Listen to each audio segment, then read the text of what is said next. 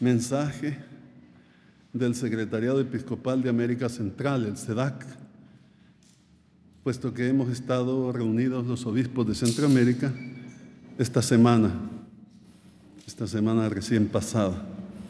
Y siempre, después de la asamblea del SEDAC, que tiene lugar cada año, emitimos un mensaje. Y este es el mensaje de este año. Dice así: mensaje al pueblo de Dios y a todas las personas de buena voluntad. Anímense e edifíquense mutuamente como ya lo hacen. Primera Tesalonicenses 5:11. Primero, los obispos de Centroamérica, reunidos en asamblea plenaria anual en Valle de Ángeles, Honduras, del 26 al 30 de noviembre del año 2018, hemos compartido nuestras experiencias pastorales y nuestra visión de la realidad de Centroamérica y queremos hacerlos partícipes a ustedes lo que nuestro corazón de pastores percibe. Segundo, los jóvenes han sido el tema central de nuestra asamblea, en sintonía con el recién celebrado Sínodo en Roma y la inminente Jornada Mundial de la Juventud que tendrá lugar en Panamá. Ellos son una mayoría de nuestra población y enfrentan desafíos como el impacto del cambio tecnológico en la comunicación, las migraciones forzadas, la carencia de oportunidades de desarrollo personal, la imposición de la ideología de género, el desaliento y las consecuencias que producen la corrupción fuerte y extendida en la sociedad. El futuro es incierto, generando debilidad, zozobra, inseguridad y soledad. Tercero, viven en una sociedad donde lo trascendente está diluido.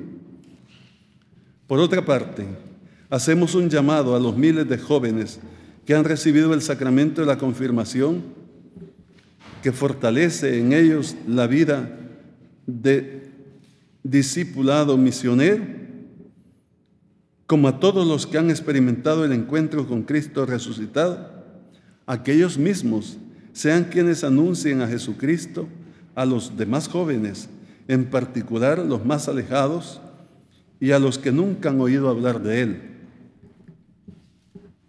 Cuarto, algunos jóvenes, sin embargo, muestran interés en participación y protagonismo en el campo de lo político y en una situación centroamericana marcada también por las dificultades y la incertidumbre.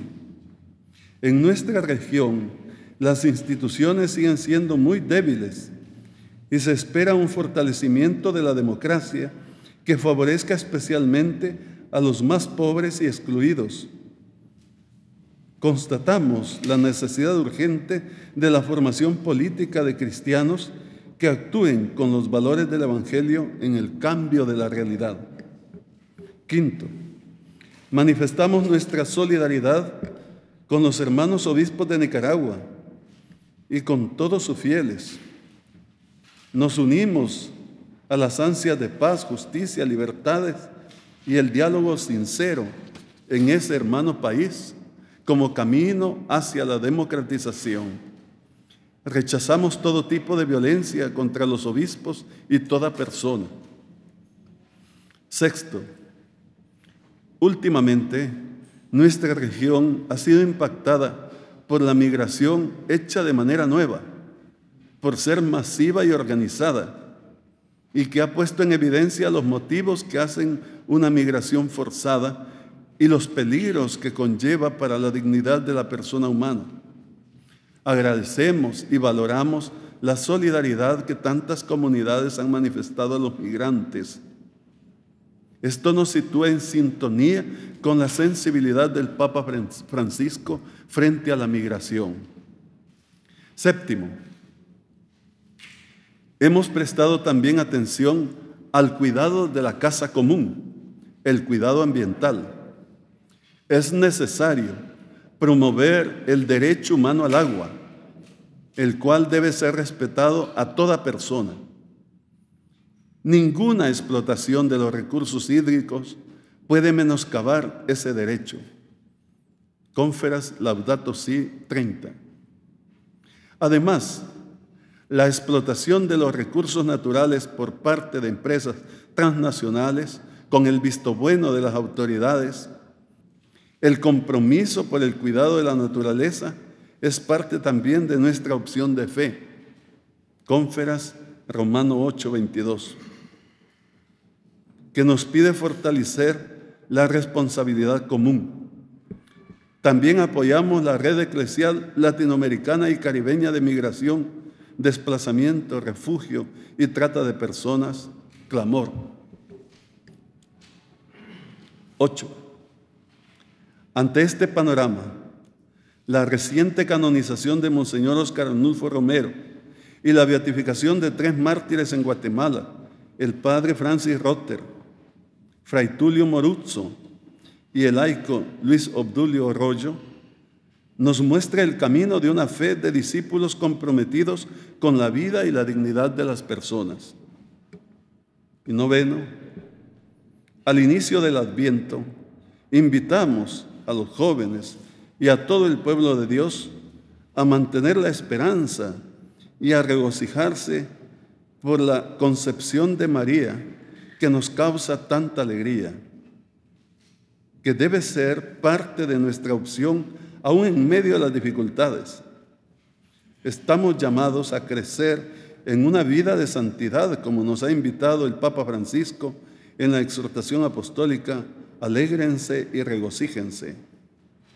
Que Nuestra Señora de Suyapa acompañe nuestro compromiso. Y firma la Presidencia y la Secretaría General con sus sellos. Este es el comunicado. Yo quisiera, antes de darles la palabra,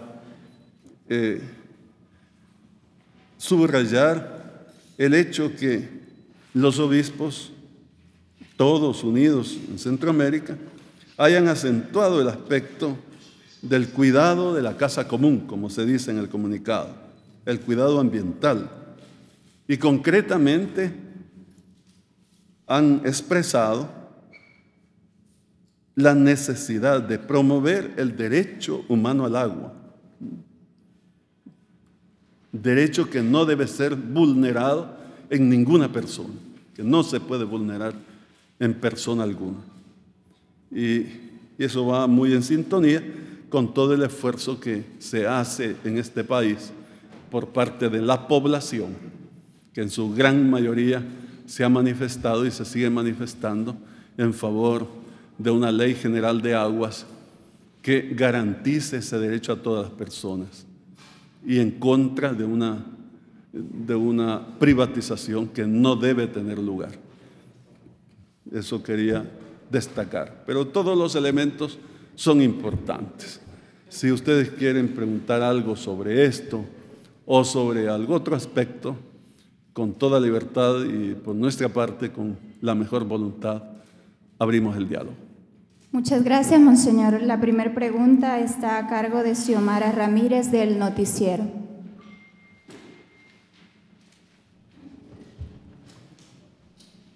Buenos días, arzobispo. Mi pregunta va encaminada a la siguiente. Faltan aproximadamente 29 días para que termine este año y menos de 20 días para que salgan de vacaciones en la Asamblea Legislativa.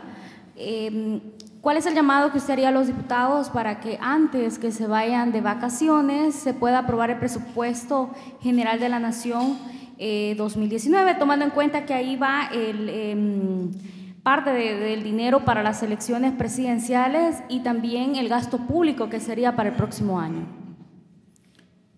Sí, vea, siempre es ideal que el presupuesto se apruebe en el año anterior. O sea, como usted ha dicho, que antes que finalice el año se apruebe el presupuesto. Eso es de desear. Y sobre todo por lo último que usted ha señalado, que es el gasto público, es el pago de los salarios de nuestros hermanos. Y eso no debe faltar, porque faltaría el pan en la mesa. Por tanto, sí, quisiéramos que se apruebe, por supuesto. Pero yo añadiría que no es aprobarlo por aprobarlo, que siempre tiene que ser estudiado y discutido en el mejor sentido de la palabra, para que el presupuesto de veras favorezca el bien común. Y entiendo que la Asamblea está en ese proceso y que bueno, ojalá que se haga conciencia y teniendo en cuenta, ya dije, el bien común, no para afectar o favorecer un determinado sector de la sociedad o partido político.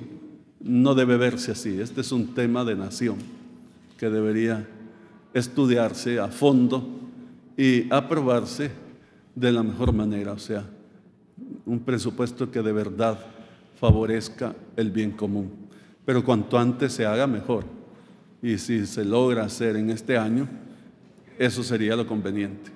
Si pasamos al siguiente año, ya es una irregularidad. Ojalá que sí, que lo tengamos.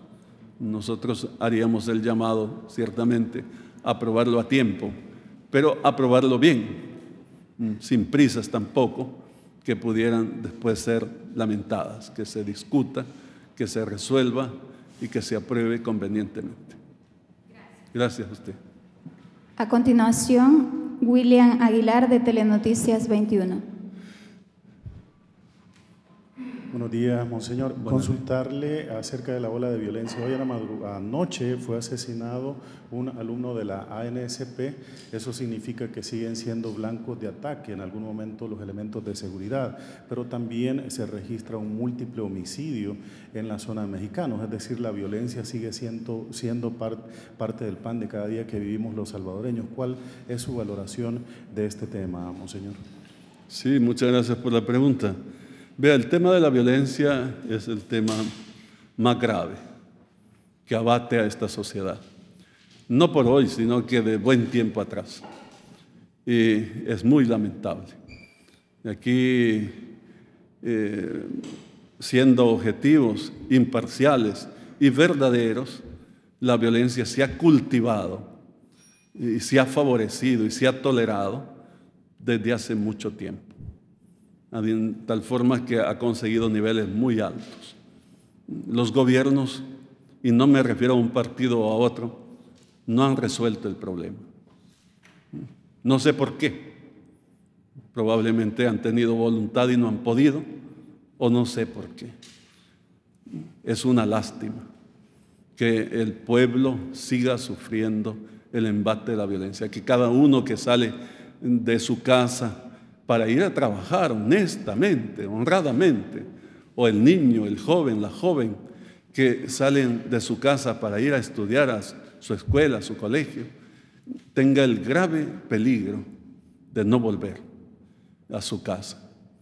El Estado tiene la obligación de garantizar la seguridad nacional y no lo ha hecho por 25 años y más. Ojalá que el nuevo gobierno, sea del partido que sea, tome en serio esto. Y en vez de una campaña de desprestigios, de ataques personales, etc., que den respuesta a esta problemática tan sentida, tan vivida, tan de fondo, que nos digan cómo van a resolver el problema de la violencia. Eso es lo que el pueblo quiere saber. Y ya no aguanta, es demasiado. Y esta violencia no ayuda a nadie, tampoco a las personas que la ejecutan les hace felices, tampoco. Son víctimas ellos mismos de la violencia. Alguien me dijo que una persona que pertenece a la pandilla tiene una media de vida de 30 años, cuando mucho. Una posibilidad de vida de 30. Eso es muy grave. Y por no decir de que la vida está en un hilo. Pero todas las demás personas también, quien más, quien menos, estamos todos bajo una amenaza. No puede ser. Entonces el gobierno, entonces la autoridad, entonces los tres poderes del Estado, ¿dónde quedaron? Es un gran desafío que debe hacernos reflexionar, y en un momento crucial como es las elecciones presidenciales, esto debería debería quedar bien claro en cada uno de los partidos y en cada uno de los candidatos. Clarito, clarito. Decirle a la población, vamos a solucionar este problema de la siguiente manera. Eso es importante, eso diría yo. Y yo siempre digo que pidamos al Señor como cristianos, no como católicos, como cristianos, porque somos la inmensa mayoría. Pero si alguien no es cristiano porque es judío o de alguna otra denominación no cristiana, igual, todos, también ellos, pidamos al Señor para que nos dé a los mejores gobernantes y una sociedad capaz de superar este flagelo de la violencia. Yo siempre cito el Salmo 26 que dice, si el Señor no construye la ciudad, en vano se cansan los albañiles. Y si el Señor no guarda la ciudad, en vano vigila el centinela. Y es verdad, entonces pidamos al Señor. Pero eso no quita que tenemos que hacer lo propio y que las autoridades, no solo el Ejecutivo, también el Legislativo y el Judicial, por supuesto, tienen que hacer lo que les corresponde. La sociedad es noble y valiente y no se acobarda, aún en medio de todo va adelante, trabaja y se esfuerza arriesgando su vida. Sí, pero es tiempo de responderle. Eso diría yo con todo respeto, que es tiempo de analizar las cosas bien, de hacer las evaluaciones. Estamos en un final de año además, ver qué es lo que no funciona y hacer aportes en clave de nación, no de partidos. Lo más insensible y lo más ingrato pudiera ser sacar ventaja de esta situación o intentar sacar ventaja política o económica o no sé de qué tipo de esta situación, con el dolor de nuestros hermanos y la sangre de nuestros hermanos y la vida de nuestros hermanos. Con eso no se negocia. Al contrario, tenemos que hacer los mejores esfuerzos para salvaguardar precisamente esos grandes valores de la sociedad. Y en la medida que salvaguardamos esos valores de nuestros hermanos, también son los nuestros, porque todos somos hermanos. Eso es así. Yo sí tengo esperanza, yo sueño ver a un Salvador pacífico después de toda esta vorágine de violencia que estamos pasando. Dios quiera que sea pronto, que venga la luz, que venga la paz. Gracias a usted. A continuación, el periodista Raúl Hernández de Canal 12. Buenos días. Continuando el tema de la violencia y hablaba usted también de los candidatos, ¿no ha visto usted unas propuestas reales en términos de recuperar el control de los territorios, prevención o represión de los crímenes? Esa es una. Y la otra es relacionado al tema de la Asamblea Legislativa. También está en el proceso de elección del Fiscal General de la República. Hay 32 candidatos. La embajadora decía que se debería elegir a alguien honesto, decía ella. ¿Qué llamado le dio usted también a los diputados? Sí, como decíamos hace un momento, el gran tema aquí, que afecta a todo, por supuesto, es la seguridad. El gran problema, el gran desafío es la seguridad nacional. Y bueno, cada uno de los poderes del Estado tiene que hacer lo suyo.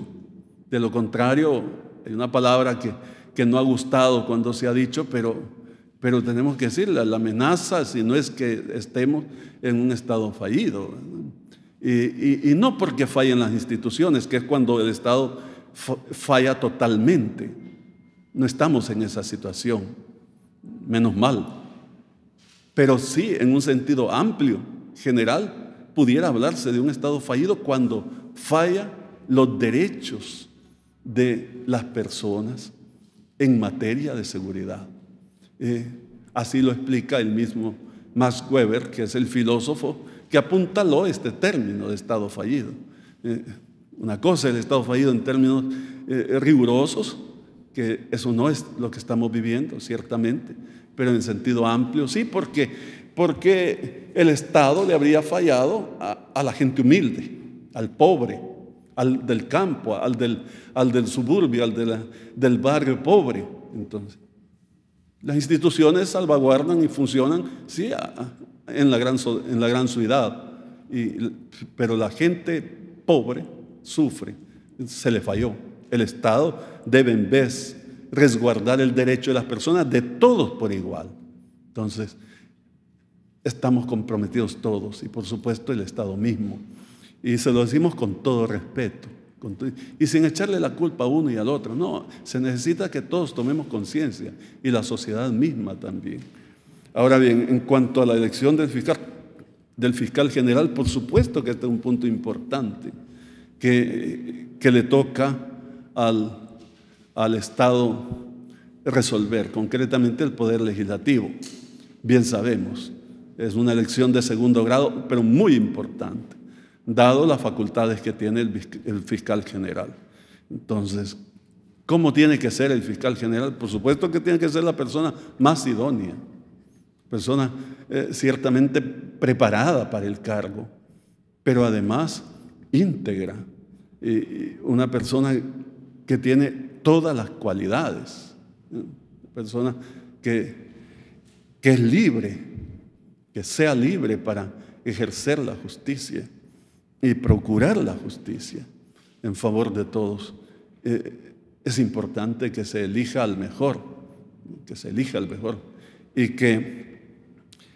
se elija pronto, porque si la situación es tan delicada, una cosa muy negativa sería que caigamos en lo que se cayó hace un momento con la Sala de lo Constitucional, que no tengamos fiscal general. Eso sería muy triste. Entonces el llamado es a los señores diputados, con todo respeto, a que se empeñen, se empleen totalmente y por el bien de la nación, a elegir a la persona más idónea. Y entiendo que por eso están haciendo los exámenes, la escogitación, que se haga conciencia, de frente a Dios incluso, y porque la justicia es un atributo divino, ¿sabe? Todos sabemos eso, mejor dicho. Y entonces, la persona que procure la justicia en nuestro país. Y además está decir que debería ser una persona ciertamente con libertad, sin ninguna atadura, ni política, ni de grupos de poder, ni de nada, para ejercer este oficio tan importante en favor de la justicia. Yo esperaría que sí, que se logre elegir a la persona conveniente y que cada vez avancemos más en este aspecto, que va muy de la mano con la consecución de la paz, vencer la violencia en el país. Y de nuevo, yo siempre digo, pidamos al Señor, porque la autoridad viene de Dios, en el sentido que el Señor quiere que se elijan a las mejores personas para que ejerzan la autoridad. Si no se hace es porque se habría actuado como no se debe actuar. Entonces, aquí es la solicitud a los señores diputados a elegir con la mejor responsabilidad, con total honestidad y con la preocupación del bien común y el bien de la nación. Muchas gracias. A continuación, el periodista Abiu Segovia de Radio YSKL.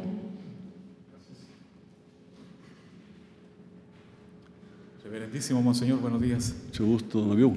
Ayer tomó posesión el nuevo mandatario mexicano con un rostro diferente, nuevas expectativas.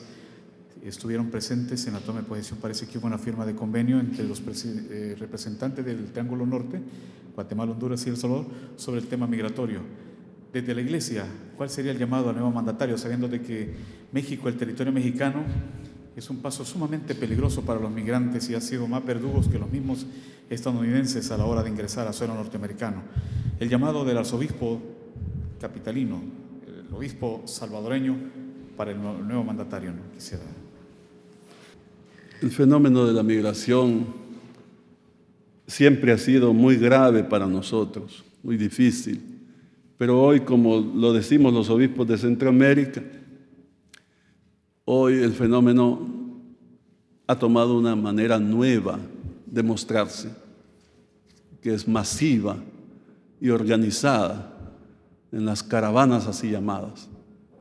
Y entonces yo hago eco a las palabras de los obispos que reconocemos a las personas que nos ayudan y les agradecemos atendiendo a nuestros migrantes.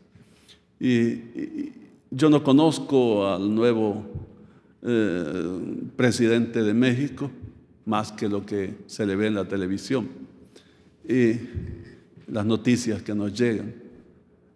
Pero por el bien de México mismo y por el bien de todos y de nuestros hermanos migrantes, esperaría que sea un gobierno favorable a la defensa de los derechos humanos. Y las primeras declaraciones que le he escuchado al señor presidente López Obrador van en este sentido.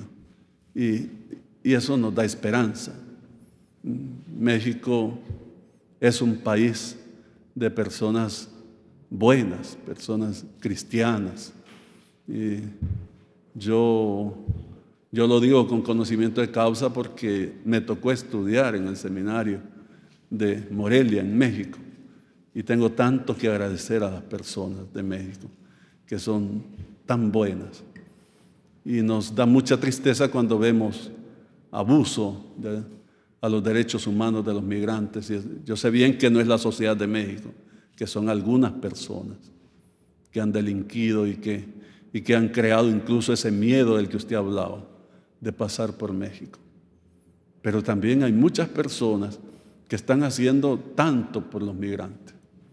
Hay casas de migrantes a lo largo del camino por México. Y otros que salen de sus casas propias de familia para apoyarles, para ayudarles. Y escuchar esa voz del nuevo presidente, pues nos alegra, nos anima, nos da esperanza. Que México sea un país, pues, que no solo respeta los derechos humanos, sino que tiene esa actitud humanitaria para con el migrante. Y eso le haría una nación verdaderamente noble, que ya lo es por su gente, que es tan buena, pero ojalá no hubieran casos que lamentar. Entonces yo auguro que la situación vaya en esa dirección, y no solo por parte del presidente de México, sino también los presidentes y los gobiernos de nuestros países y del mismo país de Estados Unidos. Es el tema de derechos humanos y más aún de humanidad. Es tema de humanidad. Y es que ayudando al hermano que sufre es como nosotros crecemos, todos. Toca a toda la sociedad, pero principalmente a los jóvenes. El gran desafío es para los jóvenes. Y si nos fijamos, aunque va toda clase de personas, me refiero a todas las edades, principalmente son jóvenes. Y eso es muy triste porque el joven tiene derecho a que le presentemos un mundo vivible y cada vez mejor. Una generación tiene la obligación, la santa obligación, diría yo, de dejarle una sociedad mejor a la próxima generación.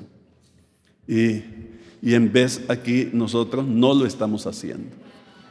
¿Qué país le ofrecemos a nuestros jóvenes y a nuestros niños? Es un punto que debemos reflexionar los mayores.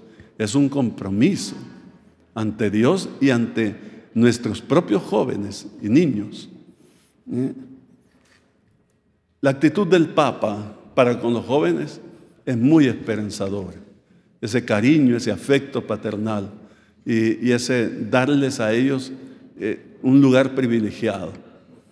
Esta vez el sínodo de los obispos, como su nombre lo indica, los sínodos son siempre de obispos.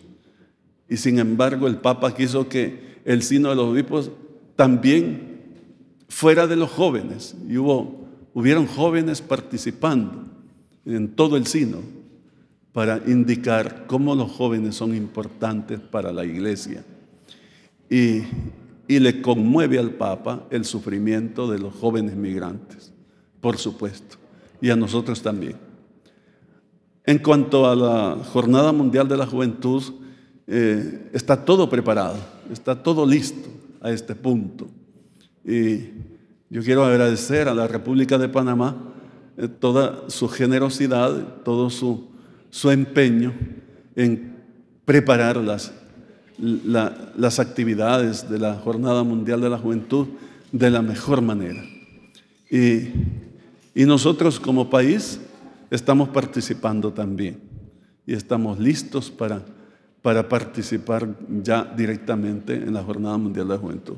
Pero no solo El Salvador, todo Centroamérica y el mundo será una experiencia maravillosa, nunca vivida, que haya una Jornada Mundial de la Juventud en Centroamérica. Esta es nuestra Jornada Mundial de la Juventud. Yo sí quisiera hacer un llamado a los jóvenes a que asistamos todos. Ir a Panamá es un compromiso en casa. Cuando la Jornada de la Juventud sea en el Japón, óigame, va a ser difícil asistir. Por decir un país, pues, en Sudáfrica, ¿cómo vamos a ir hasta allá? Pero a Panamá. Un joven va en bicicleta, le digo. Entonces, en moto o en el autobús. Y hasta caminando pudiéramos ir. Por decir que estamos en casa. Es nuestra Jornada Mundial de la Juventud. No la desaprovechemos. Vale la pena. Y estamos a tiempo todavía. Los obispos de Panamá nos dijeron que la inscripción está abierta para los jóvenes que pueden todavía inscribirse. Hay cupo, naturalmente, porque entre más estemos, mucho que mejor. Pero hay que decir que la venida del Papa no solo es para los jóvenes, es principalmente para los jóvenes, pero es para todos. Y los adultos también estamos invitados. Enhorabuena. Estemos atentos todos al mensaje del Papa, porque viene a nuestro país para hablarnos a nosotros. Eso sí. Y su mensaje será muy importante. Entonces, ahora con los medios de comunicación, y gracias a ustedes de una vez, se los digo y de corazón, entonces todos vamos a asistir. Aún el que no vaya, va a asistir virtualmente, por así decir. Estemos atentos al mensaje que el Papa nos trae, que nos hablará precisamente de los problemas que estamos viviendo en el área centroamericana. Invitarles a que vivamos este tiempo de Adviento en una actitud de paz, de caridad, de comprensión, de bondad. Eso es importante. Y en familia y en oración, que nos preparemos para vivir la Navidad de la mejor manera. Y que el Señor nos ayude a todos y Dios quiera que podamos superar los grandes problemas de la nación, sobre todo la violencia.